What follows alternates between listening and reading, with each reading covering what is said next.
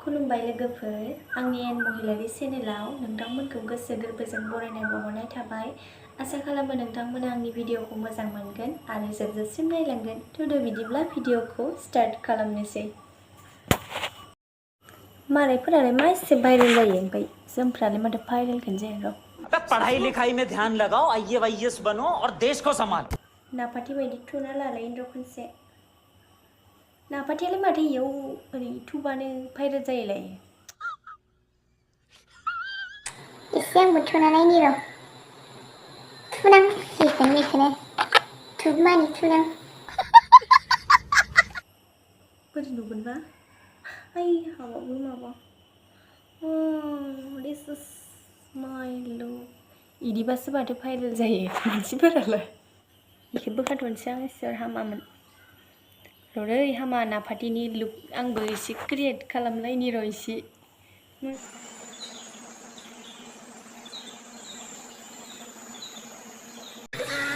आं माने मालायफोरखौ जि भाइरेल जानाय नुसोदों ओंखायनो नाफाथिनि बायदि खालामाबा जाला घटनाया। दा रोङा नालाय। नै आंखौ बोरै नुदो लोगोफोर?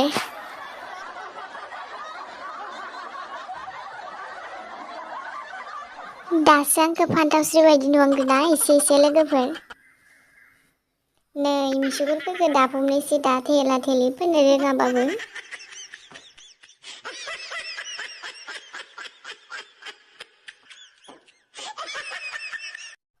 मेगनखौ थुख्लाना लागोन दा।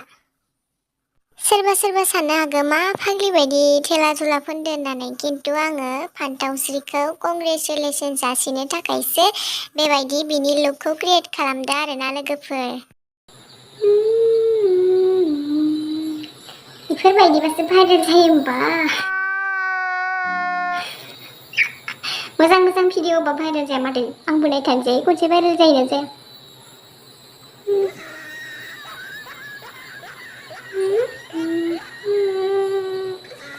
न'आवबो रावबो गैखाया र'। एसे मोननै लगायनोसै आं मोनसेल' लगायदोंमोन आं मोननै लगायनोसै। एसे नाफाथि बायदि जाद्रायबा जानाय नङाना।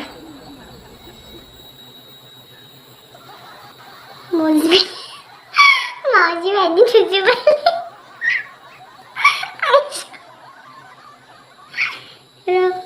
ओरैबो लादों आसोला बिराद बयायो नाफाथिया।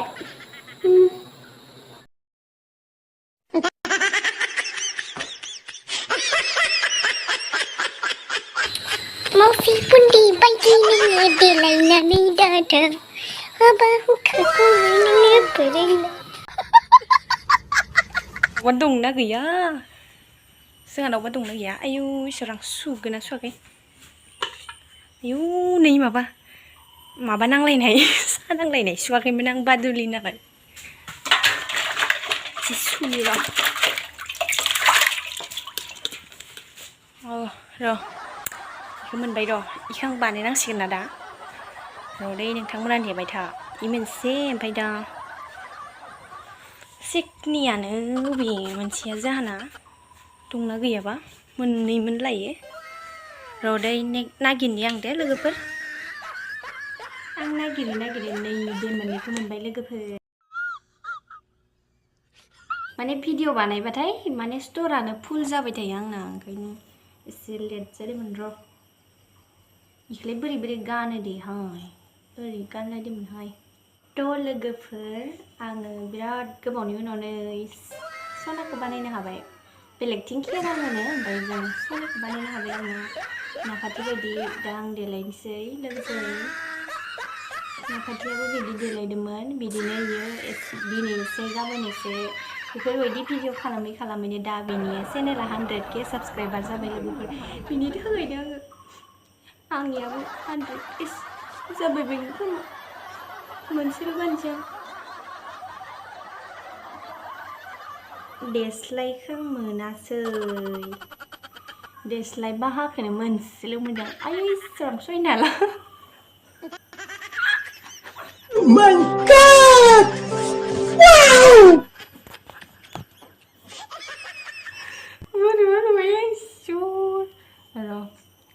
बेनि गेजेरावनो आं मोनसे सल' खननो लुबैदों लोगोफोर गायनांगौ जागायगोन बारहावा बाराखौ थेवबो गायनो हाया आंलाय देलायनायखौ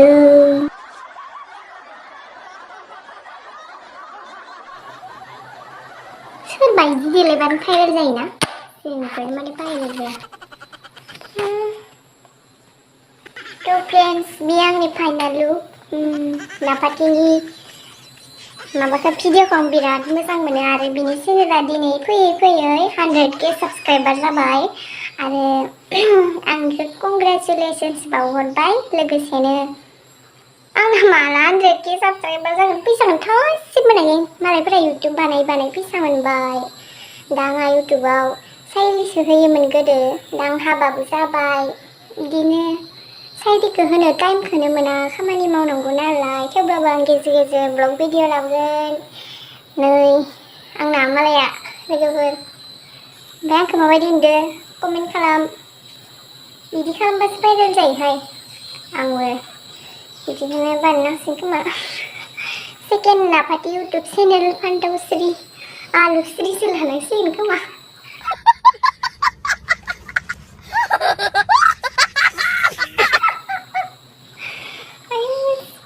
मोजां बानां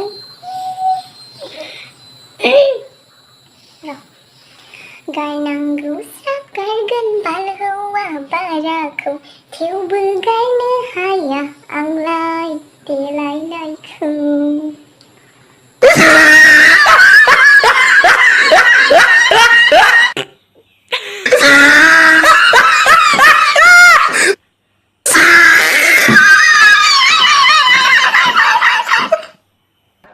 फान्थावस्रि बायदि जाबाय थाबा संसारा बोरैबा जागोन इसोर भगबान थुइनसां जायाफ्रामा रावबो गैखायदि जोंहा न' आंखौ नुबा सोरबा गिनासो गारगोन आयौ सोरबा दं नामाब्रा सोरबा नुगोन आयु दे अयनाय जागोन लासिं बासिं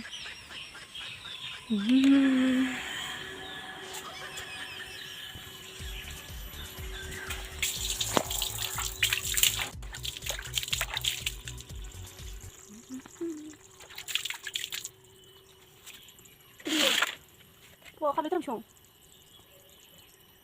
Napati, ang channel ko subscribe ka lamang ng video. Nung ano channel ko? Maba, ang channel ko subscribe ka lang din abo sana. Abo na tani.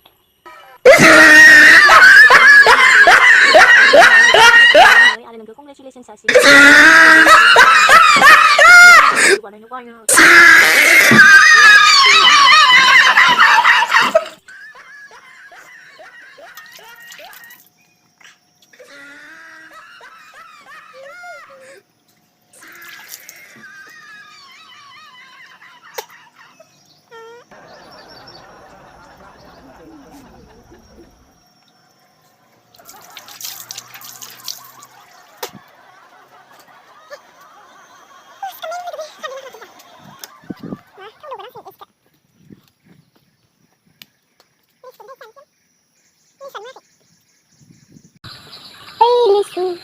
Nonene spudla bara Esok staya buhay Tepla tepla pla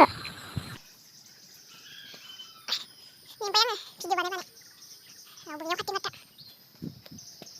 ini masih video ini ang say skopnya sina no raw beliau ang hasil sila tu sina maya bu sina bikin dia maya ayah wis sekolah hande master na denga maya sampai ada baba ya wis timang thangde hasbina bu kamani orang hasbina mu sampai na ang nuwag dong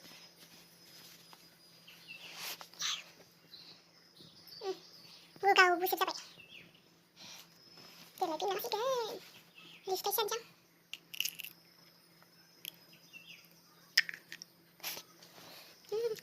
kedai wah gokil asyik gokil udah dapat video video ko bikin yang dan saya entah mana dadah bye bye kamu aja